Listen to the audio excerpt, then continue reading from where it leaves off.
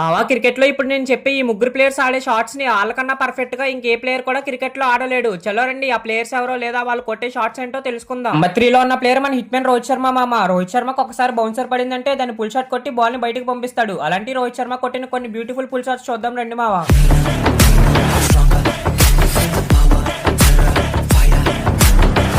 Number 2 లో ఉన్న player మన కూల్ కెప్టెన్ మహేంద్ర సింగ్ ధోని మామ. ధోని పేరు చెప్తే అందరికీ గుర్తొచ్చేది హెలికాప్టర్ షాట్. ధోని కొట్టిన కొన్ని బ్యూటిఫుల్ హెలికాప్టర్ షాట్స్ చూద్దాం రండి మావా.